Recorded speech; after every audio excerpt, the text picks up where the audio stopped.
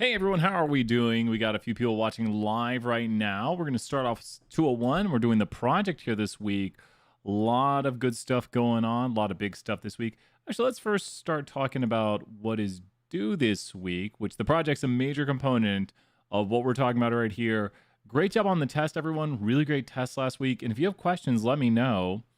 Let's go in here and take a look at this week. 4th of July on the weekend. Here we are. Got some randomness to tonight. Let's go take a look. Bring this right here on the main screen. If you're here in the chat, feel free to say, hey, let's hop over here. Okay, the project one is due on Wednesday, so we're going to be talking about that a lot here in just a moment and kind of going over some basics on it. Please email if you're stuck. A lot of help on the project, a lot of help videos, a lot of stuff going over it. A lot of the modules have how to do things. Please let me know if you're stuck on the project. Hey, Brian, I can't make this graphic. How do I interpret this? What's going on? Let me know. So we have the randomness homework and quiz. These are a little bit more difficult, so be working on them. Maybe we'll take a look at them here in a little bit. We have decision trees, the lecture on decision trees. There's no assignment for that. Just make sure to know it and take notes for the test. Project 1 right here, and I think decision trees will be covered more on Project 2, so you will still need to know it. Lecture coming up, sample surveys. We've got Canvas content right here, and yes, little 4th of July reprieve right here, not the craziest of weeks. And I'll probably do a stream next Monday on the 4th of July.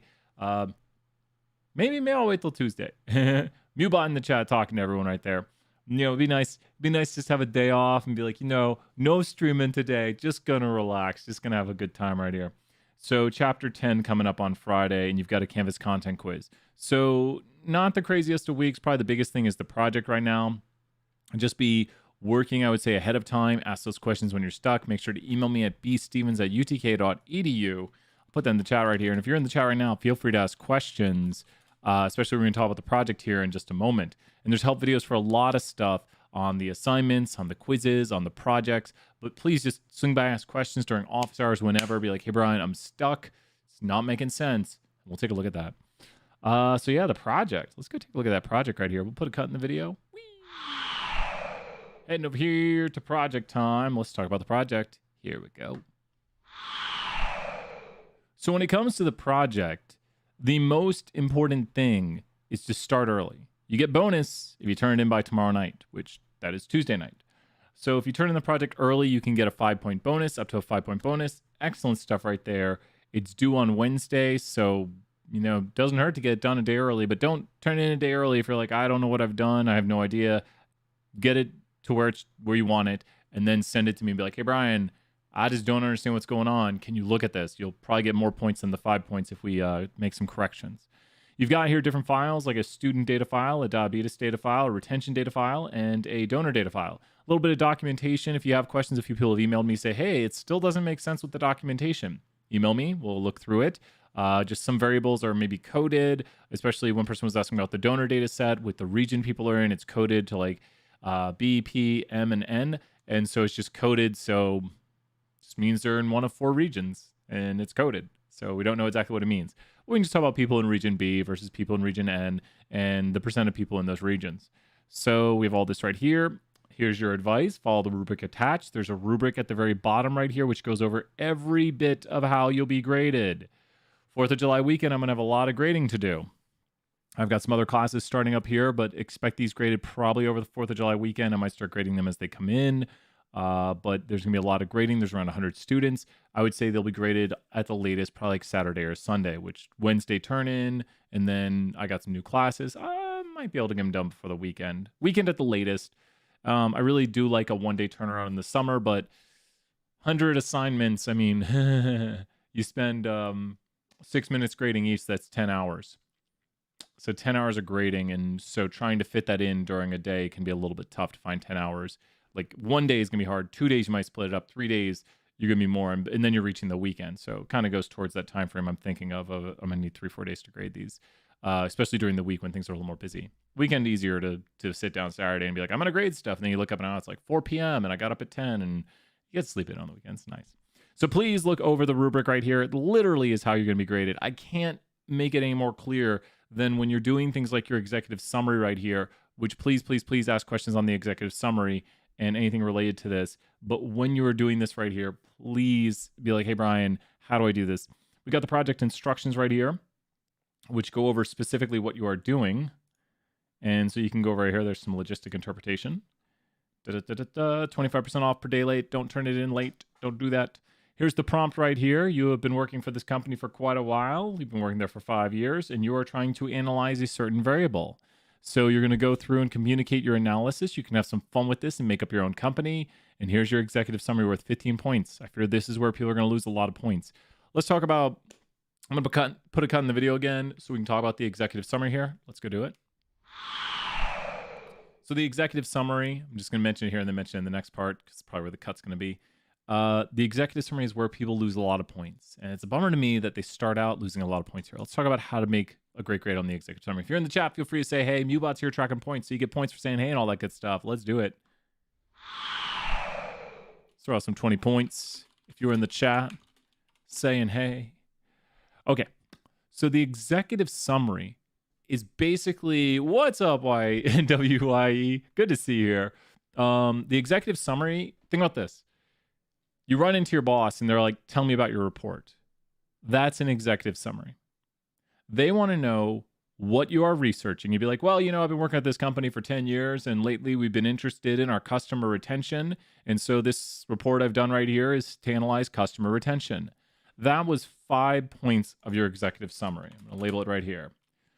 What is this report about? You should basically set the stage for your report. I'm working for this company. I've been here for this long. We're trying to analyze this variable because it's very important to keep our customers at the company. Another 5 points are, what are the results? Now, numeric backing. If I tell you that customers who receive promotional offers are more likely to stay with us, you might want to know how much more likely. Like if I say, oh, well, between customers who receive promotional offers, the customer who gets the promotional offer has a 4 times higher probability. Like it goes up from like a 20% probability of staying with us to 80%. You'd be like, wow, we should be sending out promotional offers. But if I only tell you customers who get promotional offers are more likely to stay, well, maybe it's like 21% to 20%. Like a customer who gets a promotional offer has a 21% probability of staying with us versus a customer who does not get the promotional offer has a 20%. You might be like, well, that's not that important to me. So citing these numbers right here, giving numeric backing when you give a result, like customers who get promotional offers are more likely to stay with us, which is what retention is. We want to retain these customers. So it seems like one avenue towards retaining them through the data is to send them promotional offers. We see that, and make sure your data backs this. Like you're going to go through here and look at these results and then communicate these results from down here up here in your executive summary. The executive summary is everything of your report. And I want to make this clear. Someone could read your executive summary and then not read your report. The report is like the big details, the unfolding of everything. The executive summary is your boss wants to know what's in your report, and you just have to like lay out everything for them. The point of an executive summary is tell me your whole report without me having to read it. So if you're not giving what is this report about and what are the results, well then you're missing it. You're missing the mark right there. Now the last part right here, which is super duper important, is what are we going to do? And all of this is listed out right here if you take a look. Finally, we should make an action item for the report. That's literally the what are we going to do. And then right here, you see the numeric backing, which was the second thing I listed. What are the results, numeric backing, and that's the summary of the findings. So all this right here is part number 2, and then it orients the reader as part number 1. I'm just going to reorganize this by accident. So let's kind of highlight this and show it off even better. That this part number 1 right here, what is the report about, is this section right here. We're just trying to summarize and make this easier to digest. This is the easier digestible version of giving all the words. This is the executive summary of how to do an executive summary. I am condensing down the important information for you right here. So if you are not achieving these goals, you will lose points. If it is not clear, if we do not see a clear action item, like what are we going to do? That's what an action item is. Like, I mean, if I'm seeing that customers are more likely to stay with us if we send promotional offer increases like 4-fold, as in a 20% probability of staying with us to an 80% probability, well, then I'm going to start sending more promotional offers, and we need to start looking at this in the future and to see if the data keeps the same pattern, that people who get promotional offers are way more likely to stay with us. So we're going to let the data guide our decisions. These are data-driven decisions. So look at how we've condensed an executive summary explanation into a kind of condensed form. And that's what executive summaries do. So this is the executive summary of the executive summary. Now, make sure to have these key points. Your executive summary should probably look something in length. I would almost say about this. If you're looking at what an executive summary should look like in length, at least for a report of this size, this might be, and this is not an executive summary right here, but if I'm laying out like who I am and what I'm doing, and then I lay out my results, and then I lay out like what are we going to do, this is about the length of an executive summary. You could break it up into paragraphs, but that might be a decent executive summary lengthwise. It all varies. There is no, this is how long an executive summary should be. Some people are going to have more results to talk about, but you can't just write like, this is my report. I'm going to make bar charts, pie charts, and histograms, and I hope you like it. If I'm your boss, I'm going to be like, well, what'd you find out? What's the report on? What are we going to do? What's the reason for this? And you were like, it's bar charts, pie charts, and histograms. I'll be like, well, that's cool. Can you tell me more? Because right now I have no idea what we're doing. We're just making graphics. Cool. I like graphics, but I need more. That right there would maybe get you, I don't know, a point here, maybe 2 here. I don't know. You might get 3 points out of 15, and that's where someone's going to lose a lot of points out of the gate. So let's not let that happen. So that's really how to do well in the executive summary.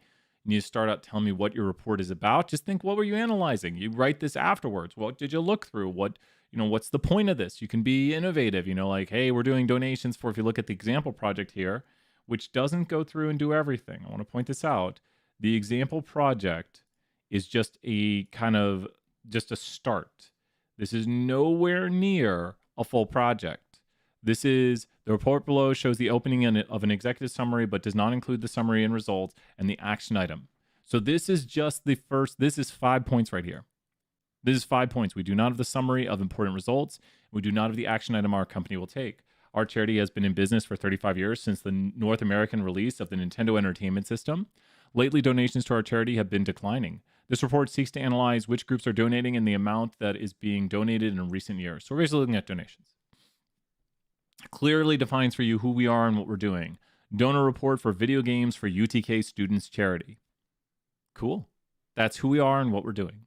Now we need to give the important results, and then we need to go through and talk about the action item. We see a histogram right here, which is one of the later things we'll be doing. We'll talk about that here in a moment, but you can see how we're just talking through it. We're talking through the concepts we've been learning. We've got some really great graphics here with count axes. You got the quantiles and the data. So this is how your histogram will look. This is not a full report. If you turn this in, you'll probably get like a 30 right here. I mean, don't turn this in literally, but if your executive summary doesn't nearly have enough, and you just did one of the questions on the histogram thing. So let's put a break in the video right here, and there's the histogram part. Let's come back and talk about making some graphics. Time for making graphics. Let's do it. Let's go back and talk about making some graphics here. If you're in the chat right now and you got questions, let me know. We're going to talk about making some graphics right here. Here we go. Okay, so when it comes to making graphics, you'll be using Jump. Please install Jump as soon as possible. That way, if you have any sort of errors, let me know. I've got open right now the diabetes dataset. So these are people who have diabetes or don't. And I think we updated it to have the age group in it. If you don't have age group, I have an updated version which does have age group in it. Did we? I think you should have this one. You know what? Since this one might not have it, let's go over to here. Let's download a different data set, because I think you might not have the age group one. Let's go to the student one. This is a fun one. Let's open up the student data set.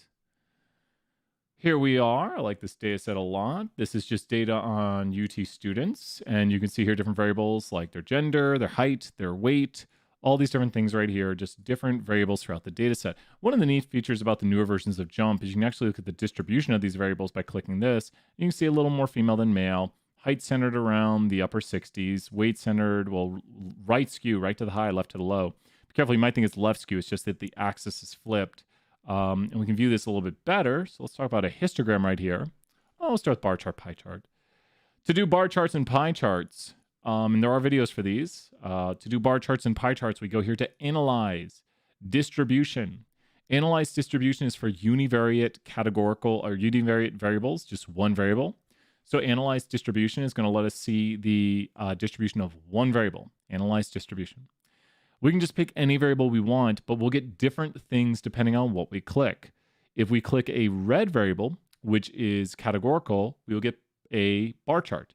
If we click a blue variable, which is quantitative, we will get a histogram. So let's go ahead and click handedness, and we will get a bar chart. It does call it like a histogram at times. I hate that sometimes it calls it a histogram. It is a bar chart. I'm clicking the red arrow up here and going to stack, which puts it into horizontal layout. So here you can see the counts, which is how many individuals I said they are ambidextrous, how many individuals said they are left, how many individuals said they are right-handed. I'm going to go ahead and click away from this. Actually, you have to control click it, hold control and click so it's not highlighted. Now, you're going to take screenshots of these, either use Command-Shift-4 or use Snipping Tool. And when we are interpreting stuff, we need to give the numbers.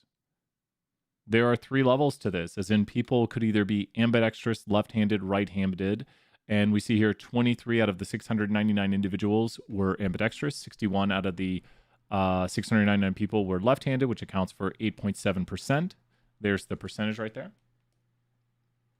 And 615 people out of the total individuals of 699 were right-handed, which accounts for basically 88%. I might even round that and say basically 8%, 88%. I'm not gonna. It'd be hard to say my boss. 87.983%. They might say 88%. Yeah, 88%. It's about right. And so this is the bar chart. If you really want a pie chart, though, is there a pull-down bar to get the distribution tab? The distribution tab. You're talking about, so you might have, McKinley, great question right there. Thank you so much, McKinley. Did you go over here? Because you can make a graph and go to Graph Builder. Are you making your bar chart pie chart? If you go to Graph Builder, you can put the variable over here in Graph Builder. Let me show again what I did. And feel free to keep asking more questions. You can go to Graph Builder, and I think we can get the distribution over here. And then you can drag and drop into here. You went to Graph Builder, did you? And then in Graph Builder, you can click the bar chart option, which I'm trying to see. I'm so blind. Where's my bars at? You can just click till you find it. That's not a bar chart. That's not a bar chart. Bar chart. Bar chart. There's pie chart. There's pie. Really? It does it right here. Don't love it. I'll show you how to get the numbers. Oh, there's bar chart. It looks like a bar. That's what I should have thought. Now, one issue you might have might be the night mode on Macs. Or is it night mode on PCs? I can't remember. There's sometimes an issue with PCs with some of these graphics, or Macs. I'm trying to remember which one, but I have seen small issues. So thank you for asking. What we're going to do right here is we're going to go, and yeah, it's Macs. That's what it is. That's where the issue can occur. And I'm trying to make it so it appears. Over here, you should have label, and I'm going to go to label by value, and we can actually see the counts. Does this make sense, what I've done right here? I hate that it does that. Keeps scrunching it every time I try to do that. But I'm going to disappear so you can see it all. Does this make sense, what I've done with this graphic right here? Label by value. You could label by percent and get the percent. Really? Label by value. There it goes. And will not label by percent of total value? Well, then just label by... Don't do that. Don't do that. Label by value. We'll do it right there. And I'm trying to see if I can make it show the percentages. I want it to. There we go. You have to change this to N, which is sample size. So is it working for you, McKinley, right here with this? This is the way to get this right here, which now you want to click done. You don't want your graphic to be so crazy huge. We're going to decrease the window size right here so we can actually get something manageable, and should auto change the window size. And the good news is, awesome, McKinley, thank you so much. 20 points right there. Thank you for asking. Keep asking those questions. And the good news is what we have right here is virtually identical to this. And I might just pull the axis down there a little bit.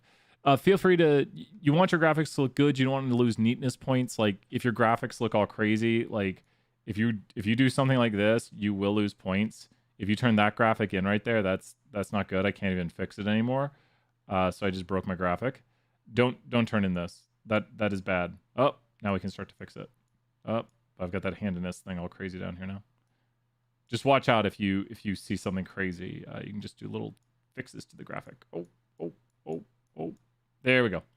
So you want your graphics to look pretty good. If you don't have the counts above this, that's all right. We've got the observations there. You can add the counts above this. Red arrows are where the options are at. And let's go here to histogram options. It's a bar chart. I mean, it confirms over there it's a bar chart. Just Jump calls it this. We should really tell Jump.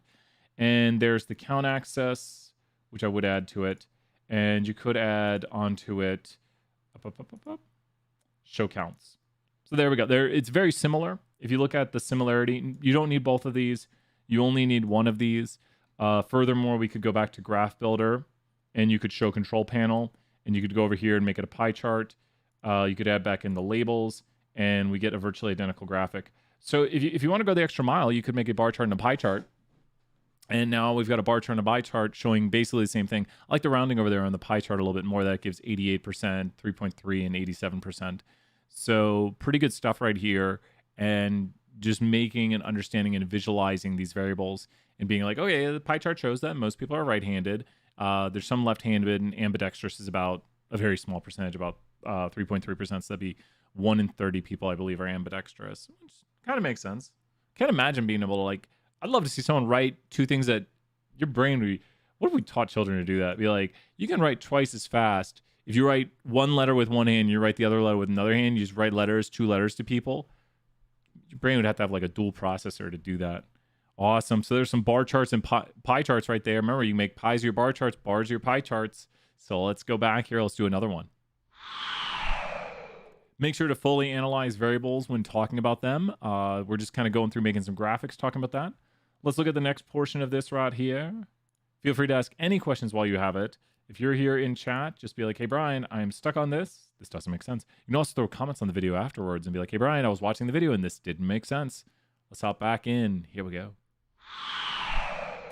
So for the next one, we're doing histograms and box plots. So I really want to point out something. This is going over a lot of the graphics right here. And histograms and box plots are up there in the top corner. Like, I can't even point to it. It's way far over there. It's under the quantitative univariate, as in you have one y variable. These are bivariate inside of here because they have categorical y variable, because it's the y right here. And like the box I'm currently right here is logistic, is categorical y with quantitative x. And then down here, which my hand's over right now, is categorical. Categorical y, categorical x. The box I can almost reach into is a quantitative y and categorical x's. When you go with Graph Builder, how did you get the frequency tab again? Sorry, no worries, no worries. Great question right there. Let's go look at the Graph Builder again. How do I get the frequency tab? The frequency tab in Graph Builder. Let's take a look. Here it is right here. And let's go look at that. Thank you. You are here. You get to ask the questions. And feel free, anyone who's watching this future, join in any of these off hours. You jump in, you say, hey, Brian, I'm stuck on this. It doesn't make sense. And we take a look. You're trying to get these frequencies, right? If you're trying to get these frequencies, tell me if it doesn't work. There's a night mode issue. I might drop that video in the chat really quick. Really?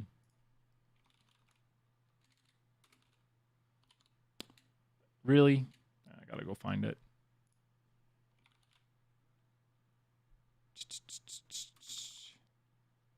Oh, is it dark mode? Here it is. Okay. Here we go. I actually might play it real quick. If for some reason the numbers are not appearing in my own video, so I can play my own video. This occurs with some issues. If you're on a Mac, this could be your issue. So I'm gonna let this video play. I don't have the audio playing through, I don't think. Oh my God, no one could hear any music today. Let's do this. Numbers appearing above your bars. There's a way to fix this. Let's go ahead and make a graphic here with a bar chart and add in the counts and put the labels on. Now these labels will appear. What? But let's see what the problem is. We're going to go here to the Apple and go to System Preferences. Now we're going to go to the upper left button and click on General. Under General, we can change from light to dark mode, and you'll notice when we go to dark mode, the numbers disappear. So going back to light mode will make the numbers appear, and then you can click Done and take your screenshot. So good stuff right there. That's how to remove dark mode, and it just fixes the issues right there. So yes, so we should have video right there. If you're having an issue with... Awesome. So if that issue is occurring to you, just turn off dark mode and take screenshots. It can occur in some versions of Jump. We isolated it, figured out what it was, because people were like, my graphics won't show up. And I'm like, what? What's going on? But this right here, the label by total percent, and they need to have this as summary, and or maybe it's doing it there too. That's doing it. well, yeah. Tell me if there's any issues. I can always take a look. But is everything working, McKinley? So great. Also, if my bars are striped and not solid. Sometimes you get striped bar. Here's how you get striped bars. Are you on a Mac or are you on a PC? Mac or PC? If you get striped bars, it's because you've selected some of the data. You can click outside of it. So if you have a striped bar, which isn't the end of the world, I'm not going to take up points for that. You can also pin stuff to it. Like if you hover over, you can actually pin this to it if you really wanted it right there. On a Mac, probably the quickest way to remove the stripes from a bar is to just click away from it, and that will remove the stripes. Does that make sense? The stripe just means the data's been selected. I'm holding control to select multiple bars right now, but if you click away from it, it'll deselect the data. So that's what the stripes mean right there. Great questions. I wouldn't take off points. It's not that big of a deal, but do make sure to not take a screenshot like this. You don't want to screenshot like this. Let's bring those labels back on here. You don't want to screenshot like this. You don't want to screenshot like this. You want a screenshot that looks nice. There we go. There's our screenshot. Let's bring it back up. When we take our screenshots, think about would a reader want to see this? One last thing you can do. You don't got to do this. You could say bar charts of handedness. There we go. So now we got that. We're just going to take. You can always crop in Word afterwards. So if you get a little bit too much, that's better than getting a little too little. And that's a great screenshot right there. Might be like, Brian, you got that little bit over there. Well, I'm quite, and you might alter size right here. But a great option that Word has is when you click a picture, you can always go to picture format and go to the crop button right here under picture format, and you'll get these little bars appearing on it. So if you were to zoom in and you're as crazy as Brian is, then you would go right here and go, Yee! There we go, and you click outside of it then. And now you've got exactly what you wanted to see. So if you get a little bit too much, better than getting a little bit too little, because you can always crop in the picture. But crop is a really great option in knowing how to use that in Microsoft Word. It's you just click the picture and go to picture format. It's a tab that appears reactively when you take a picture. And then you can diminish whatever you've taken by cropping, removing parts, just like cut off parts of the picture. But yes, McKinley, great questions. What other questions do you have? How's the project going? We'll take a look at some histograms here in a second, but really great stuff right here. We'll put another cut in the video. Whee! Button. There's Rick and Morty. I'm trying to work out a second Rick and Morty one. Here, well, let's watch that real quick, then we'll start back. The Dimensions has a somewhat looser feel to it. Yeah, it's got an almost improvisational tone.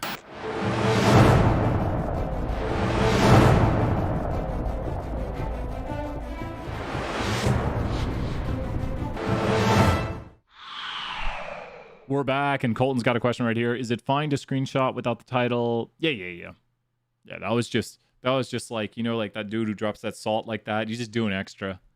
If you just put the salt on there, it's fine. If you drop the salt like this, it looks all cool. And you're like, oh, that's cool. If you screenshot without changing that, that's fine. You won't get points off for that. That's just me being all like, ooh, check this out. It doesn't matter.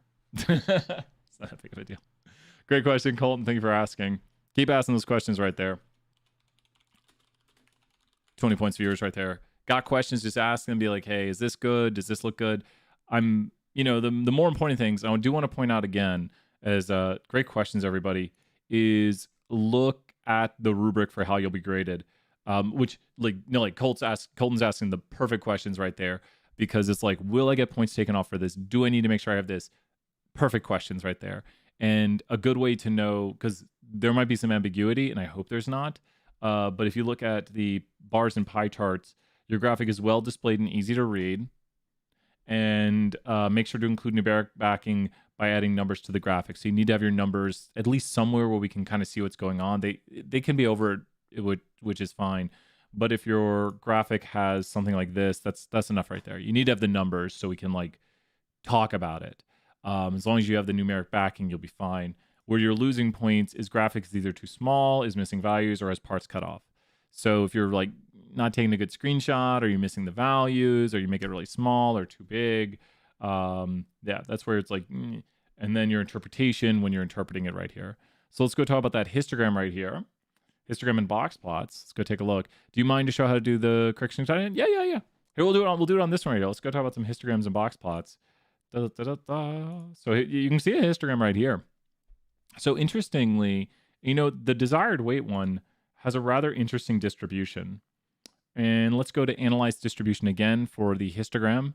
And the histogram right here, on yours, McKinley, you'll use Command Shift 4. Command Shift 4, that'll freeze your screen. So hold Command and then Shift. It'll be down on the bottom left. Command Shift and then hit 4, and it'll freeze your screen, and then you'll pull a screenshot. Command Shift 3 will take a full screenshot. You could crop down from that if you like. Either which way, Command Shift 3 will take a full screenshot on a Mac. Command Shift 4 will take an isolated screenshot on a Mac. I should learn. I'm getting a new Mac here soon. I got my old Mac. My old Mac's good. Mac Mini or MacBook Air. That's what it's called. Getting a Mac Pro. Super excited about that.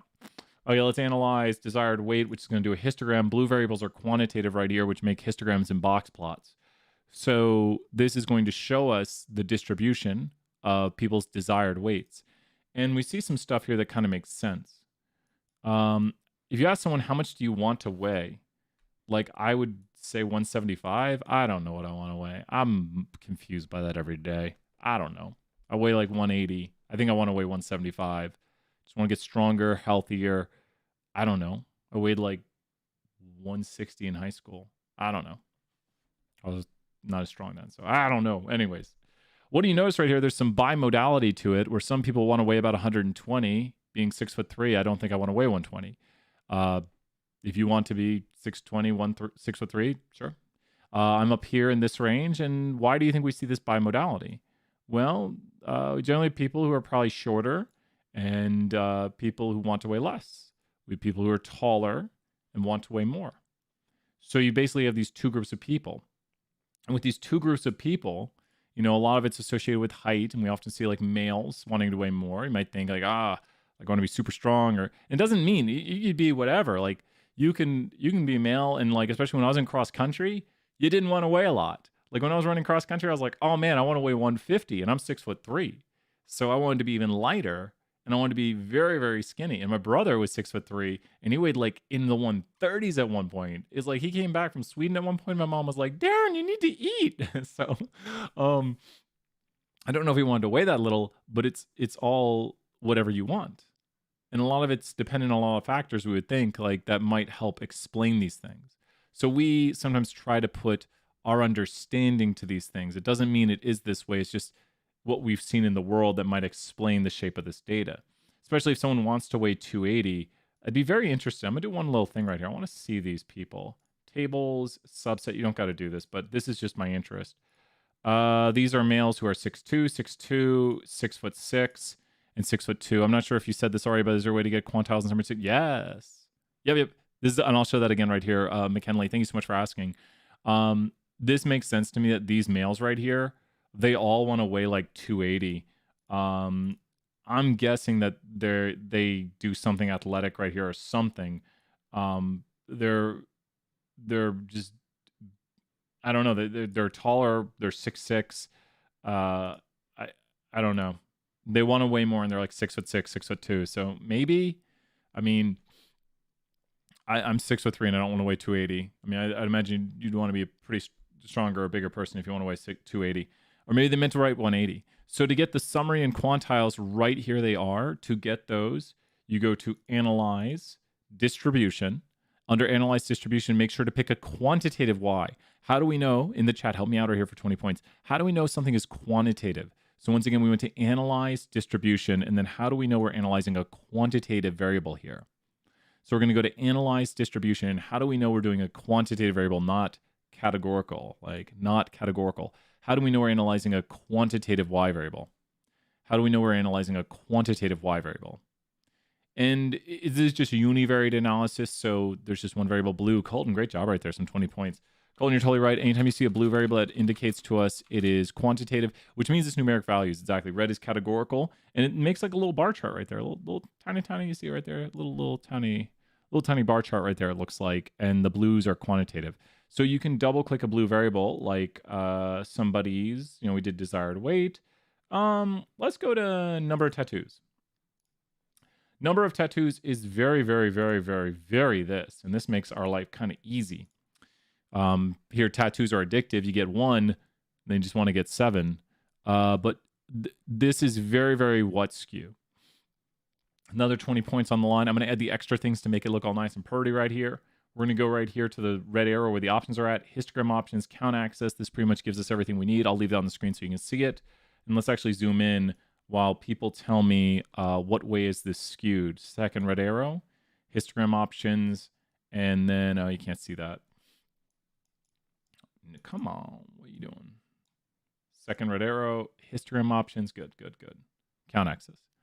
I need more tattoos, Colton says. Hey, that I got friends who get a few tattoos and then they just got a full sleeve. And a lot of it's really cool. Like if you see someone with a full sleeve, you got a lot of interesting like sleeves that people get. I think that's my problem, is that if I got a tattoo, I'd probably get a sleeve. And people don't know what a sleeve is, like when you get tattoos all the way up your arm or whatever, I'd probably be doing that. It'd be like a whole video game battle. I'd have like, like Samus like shooting her arm cannon. I'd have like Pikachu doing like, it'd be like Smash Bros on my arm. It'd be like Final Destination. I don't even know how I'd do it. You see, I need to stop planning this out. I need to stop planning it out. And then there'd be like an appearance by like someone who's not in Smash Bros. I need to not talk about this. I want to finish my first with a half sleeve. There you go. Yeah, and I think that's the thing is like, you have the people who don't get tattoos and they have the people who get tattoos. Like, and once you get tattoos, it's like, I mean, I don't know. This is what I just hear from my friends and everything. So you have your first, you're finishing your first sleeve, are you? And that's the way I do it. And then I think it's just interesting what tattoos people get. It's a very interesting, it's a conversational thing. And of course, it's, I don't know. I just won't walk up people like, hey, let me see what you got a sleeve. Let me see it. I don't know. But it's really cool. I've seen a lot of really cool sleeves and stuff. So keep it up. I always say you do you. I think I've just got too much of an addictive personality. Like, you come back next semester and I've got like 10 tattoos. You're like, Brian, you had 0 tattoos. And I'm like, yeah, but tattoos, man, they're awesome.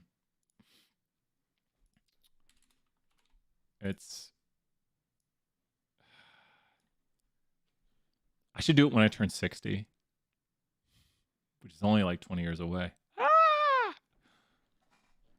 I know they got to have some sort of meaning, right? If I did like a whole Smash, see, I'm not like competitive. If I was competitive Smash Bros, I should do it, but I'm not. That's like, I like Smash Bros a lot, but I'm not like competitive Smash Bros scene. So I'm like, oh, dude, do you play like competitive Smash? I'm like, no, I just really like it. How often do you play? Well, I don't really like the new Smash. So how often do you play? I haven't played lately. So I mean, maybe I shouldn't do it. See, I've talked myself out of the tattoo. So this is very right skew. Colton was pointing that out right here. Extremely right skew, which means when it's right skewed, and you know what I really like about this output is you really have the data right here for the right skew. What am I highlighting in green and doing a horrible job at highlighting? What am I highlighting in green? Brian is trying to demonstrate with the green the what right now. What am I trying to demonstrate and failing at doing? There we go. Wow, that's interesting. I mean, yeah, you can see it right over here. It's really the IQR, yeah, and the IQR is 0, which, interestingly enough, means anyone with a tattoo is slightly unusual.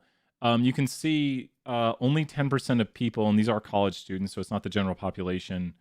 So you always got to remember what data set we're talking about right here. Only 10% of people have 1 or more tattoos. And so you see those individuals right here. The lowest amount of tattoos is 0.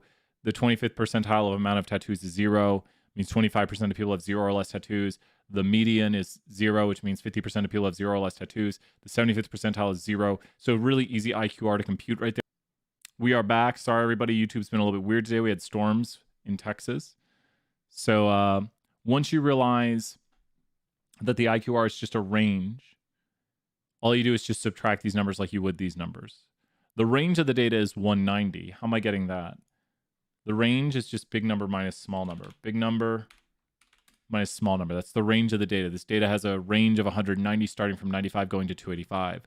The IQR is just the big number for the 75th percentile to the small number, the 122, which is the range of the middle 50%. It's just the distance these two numbers are apart, calculated the same way. It doesn't matter if you reverse it. My brain was like, oh my God, is it Q1 minus Q3 or Q3 minus Q1? Well, it's big number minus small number. Q3 is the big number. But if you reverse it, you just get a negative. So you just would say, well, it's just this distance. And you can't really have negative distance. So it's, yeah. So they're 53 away. So the range of the middle 53% right here is 53 pounds. And notice how we're interpreting this. And this is key if your data is skewed. The range of the middle 50% of data is 53 pounds in people's desired weights. Make sure to interpret this in context of the problem. Over here, when would we use the mean and standard deviation? When would be a proper time to use the mean and standard deviation? Hint, chapter 5. Some chapter 5 right here. When would be a proper time to say the mean is the correct value for the center and the standard deviation is the correct measure of spread? Like we have here like a mean at the center and a standard deviation showing the spread of the data. So if your data looks a certain way, you should talk about the average value of desired weight was 149.46 pounds. And we see generally that weights deviate from this, from the mean by about 33.8 pounds.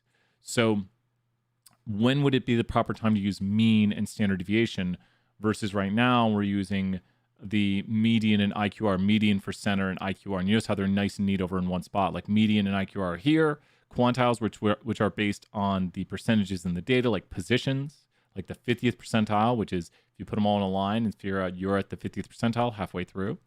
But over here, you have another set of data, which we have here a center, which is a mean, and a standard deviation, which is going to show us the spread of data. And the answer for this over here is when the data is normal.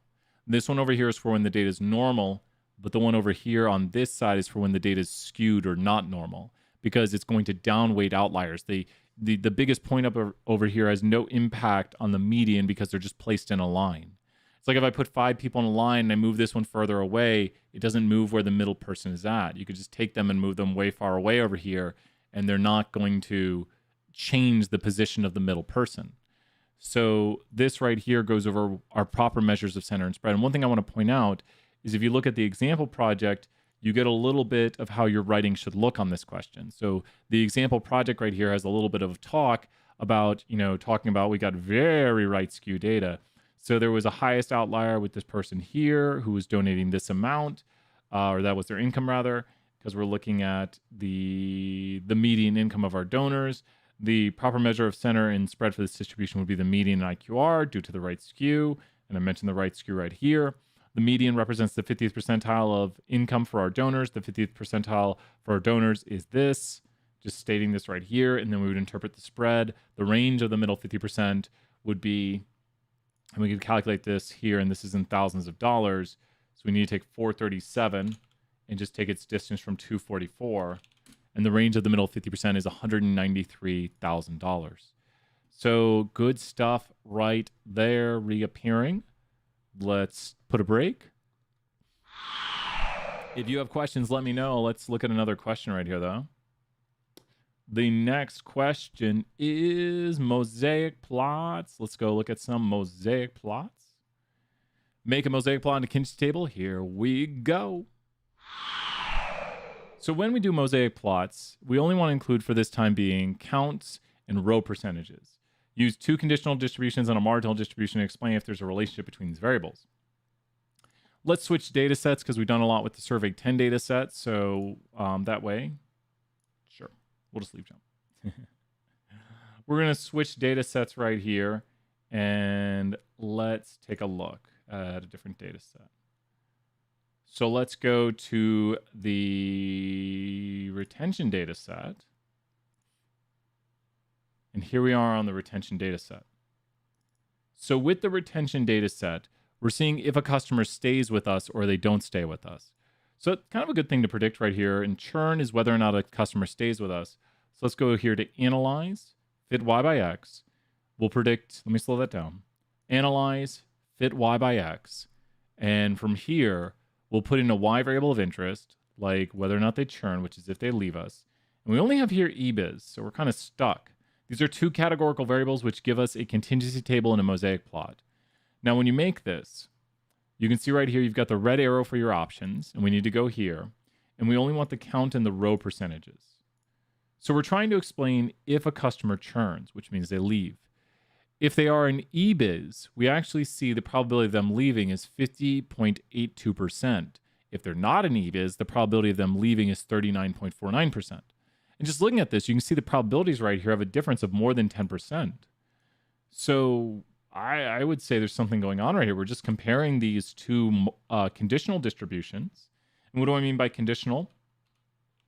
A conditional distribution means given they are an EBIS, this is yes, they are an EBIS, what is the probability they churn? So for only this group right here, if I'm analyzing diabetes and trying to figure out the BMI against insulin levels, do I just focus on these two variables for all my graphics?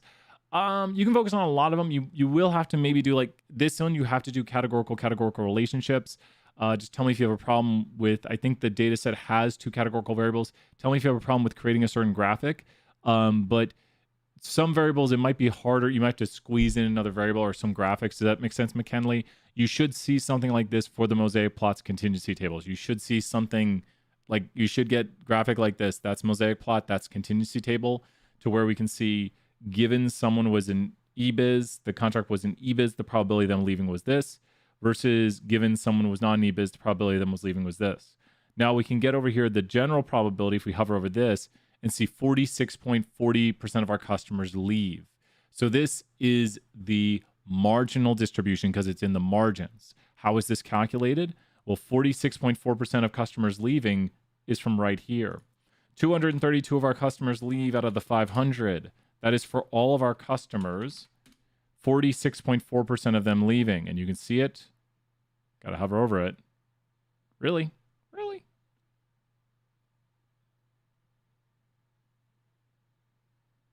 Doesn't want to do it now. Let's try it again.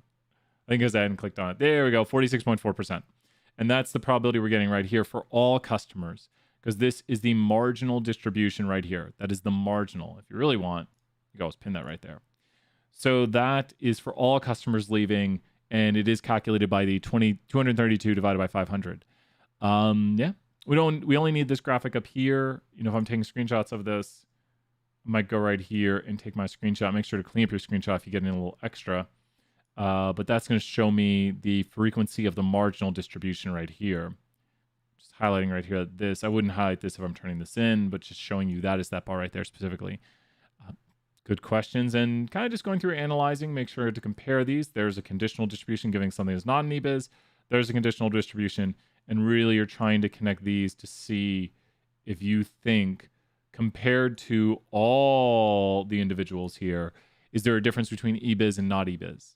So, you know, we're looking at within the X variable right here, given something is not an EBIS, given something is an EBIS, are the EBIS is more or less likely to churn, which means leave their cell phone contract. Good stuff right there. Let's look at the next question. Now here we get to some quantitative relationships. So with scatter plots and regression, we'll put a cut in the video. Keep asking those questions if you have it. Here we need to look at two quantitative variables. So this is the tough part, McKinley, right here, is you might have to switch up what you're looking at because you might have to look at two quantitative variables. So make sure to make scatter plots, and we're gonna make a regression right here. Let's go take a look at it. Create a scatter plot and regression line. Describe the relationship in the scatter plot with the strength, direction, form, and unusual features, if any, exist. Interpret the R-squared of the regression, interpret the p-value of the regression, and what this means for someone who might not have taken stat 201.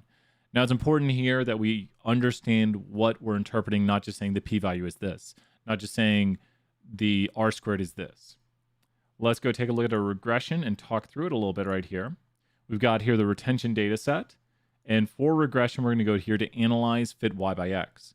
Under analyze fit y by x, we're grabbing one quantitative variable for the y and one quantitative variable for the x. Remember, QQ straight enough, no outliers, plot doesn't thicken. We might violate some conditions here, not the end of the world. We're just making sure we know how to interpret it. But let's go here and see if the duration of a contract is explained by how many purchases they're making. So the x variable is the explanatory variable, which is quantitative because it's blue. And the y variable is also quantitative, which is what we're trying to understand. Like, why do customers have longer durations of contracts? Maybe their number of purchases explain it. Always think, does X explain why something is happening? And wow, that's about as bad of a regression as I've ever seen. Let's fit the line and see what happens here. Let's go here and fit the line. I'm guessing it's going to be a flat line. And the answer is it's a pretty flat line. That's a bad regression. Let's see if we can find a better one, because I don't like that. Let's go back to analyze fit y by x. You don't have to find a good regression, but I want to find something a little bit better. Let's look at the duration of the contract might explain how long it costs to retain them. So the duration is the X. Does duration of a contract, how long we've had them for, explain how long it would cost to retain that customer? Oh, wow, that's an interesting. Got some heteroscedasticity right here. Plot thickening, violation of a condition. And we see a strong regression right here, a negative, strong regression. Now, R squared can't be negative, but it's going to be higher here. Correlation can be negative. Let's go here to the fit line. I'm going to zoom in so you can see this. Let's go here to the fit line. Zoom in on that. There you go. Fit line under the red arrow. Red arrow is where your options are at. And when we fit the line, boom, there's the line. And wow, that's a regression. Wow. I need to raise the volumes on those.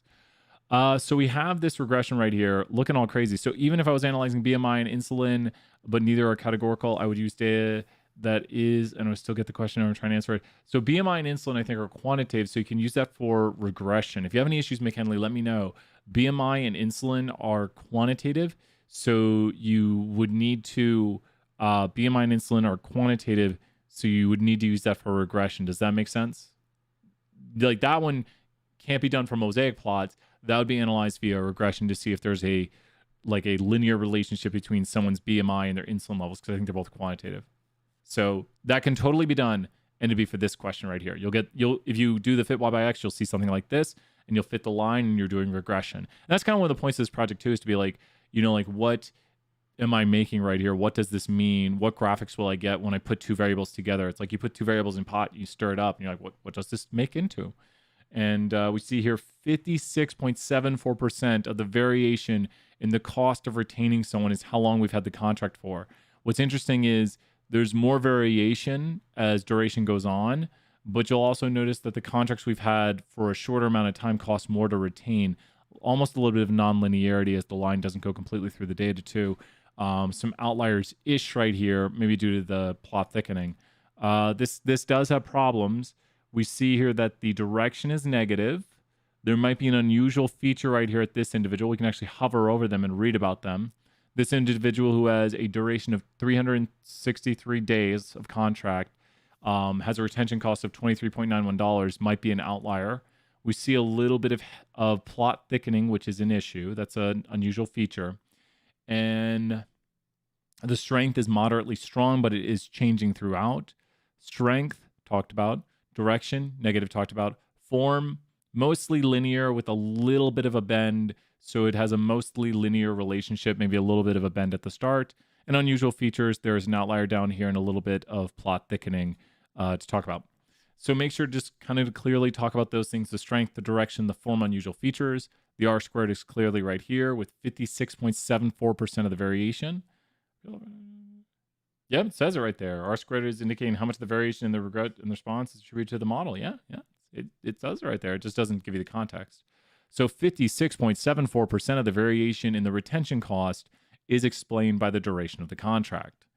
Last but not least, our model's significance down here is the p-value for the slope. The model's significance, which take screenshots of this right here, the model's significance is the p-value of the slope, like this one, not the intercept. Because the intercept, it doesn't matter where the intercept is at. It matters where the slope is at. The slope is the xy relationship.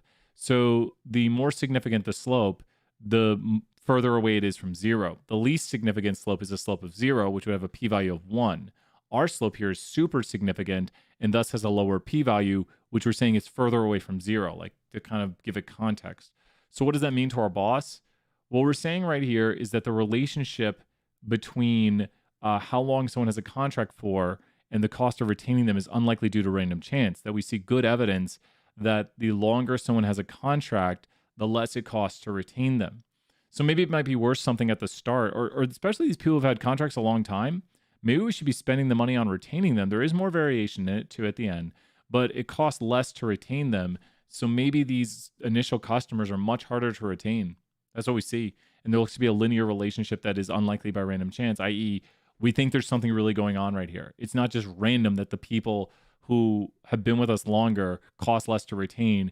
It's some sort of relationship in the data that seems to hold true. We're not saying duration causes people to cost less to retain. We're just saying, generally speaking, when we have two customers, the customer who's been with us longer will cost less to retain than the customer who's been with us a shorter time. That's what we see generally in the data. I'm just going to keep talking about data. Let's go here. I think we got some pivot stuff next. If you have questions in the chat, let me know. Let's go talk about some pivot stuff. I'll show you my favorite way to bring it over to Excel. Let me get Excel up and going right here. I got so many things. Let me close out of Excel. Get everything situated, Ohio. So let me close out of Excel. Where is Excel? There's Excel. Task Manager closes everything perfectly. Let's open up Excel again. Okay. So there's a lot of ways to bring data into Excel. And let's go talk about some of them. So when you're inside of Excel right here, probably one of my favorite ways to just bring data into Excel is just copy it in. If you want to copy data from Jump into Excel, we'll go back right here to the student data set, or that's the, sure, let's do this one. So if we want to copy this data into Jump, let's hit Control or Command A. Boom. We've got everything highlighted right here. Everything's highlighted. Now we're going to go to Edit, Copy with Column Names, and that's key right here. Copy with column names. Once you copy with column names, now it's in your copy. So now we're going to go back over here into Excel and just hit Control V or Command V. There we go.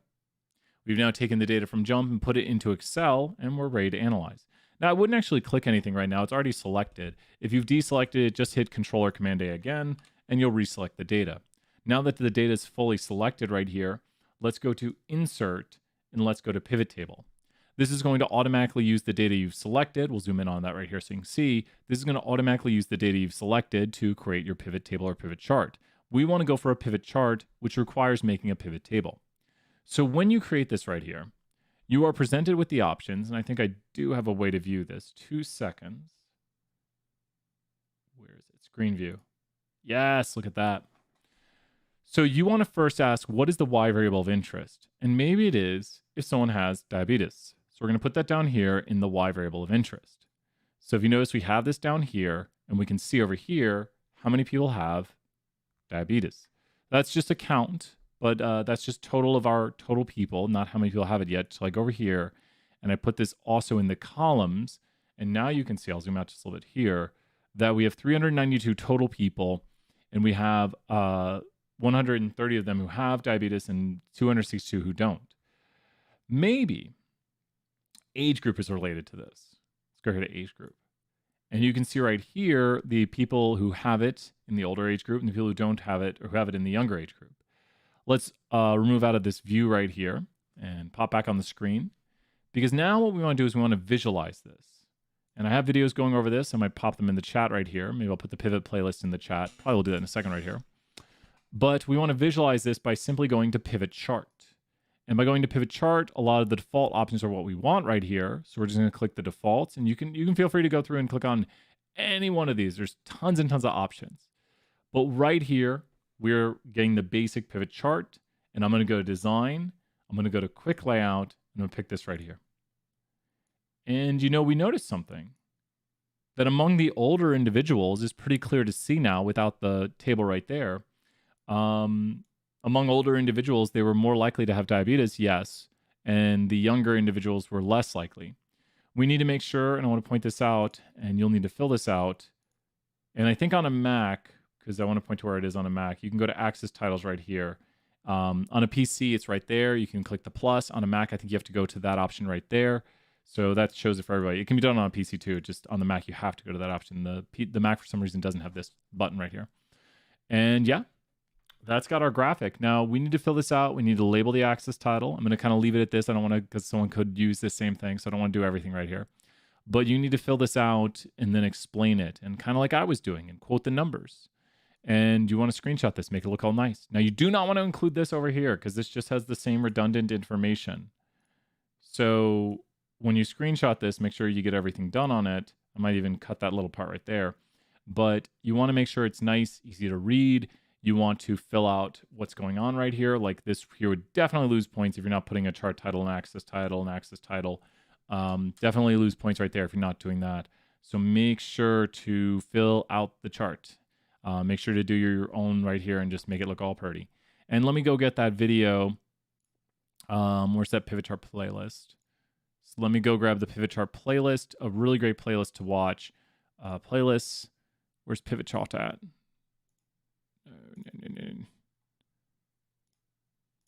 Pivot. Wait, what? I thought I had a pivot chart. Well, I'll be. Let's go right here. I thought I had. Maybe I turned it into a different playlist. Oh, wait. Do I actually have more than 50 playlists? Oh, my gosh. Wow. I'm at like 60 playlists. I was like, I swear. Wow. It's got 9,000 views. I'll take it. I'll take it. So here is the pivot chart playlist.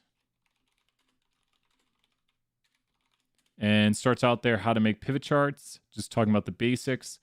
All that good stuff right there. How to make pivot charts. Let's see, we're on the last little bits of the project right here. Wow, we're on to future research. Awesome. Okay. So let's talk about future research. If you have questions in the chat, let me know. Let's hop over here to future research. So the future research is super important because you're going to talk about new ideas. New ideas is the key right here. New ideas. New ideas. Think about what you could do beyond what you did in this report. This is not something from the executive summary. This is like your boss has read the report and they say to you, so what do you think we should do now? And it's not like, what do we do from the data we've learned about? But you might say, you know, we should really collect more data on blah, blah, blah, blah, blah, blah. It's something like they're giving you $20,000 to do new things, not related to what you learned in this. I mean, related to like, you know, maybe we should collect more data on this, but you're going to like go outside of what you've learned. Like this is like your big grab right here where you're like, let's do these crazy things and let's try new things and let's throw some things against the wall and see what sticks. But you don't want to be like, from the report, we should do this. You should be like, you know, in this report, I looked at this, but if we had more time, if we had more money, we could look into this, and maybe we need to collect more individuals on this. It's kind of thinking about what the report couldn't do. Just so, you know, like,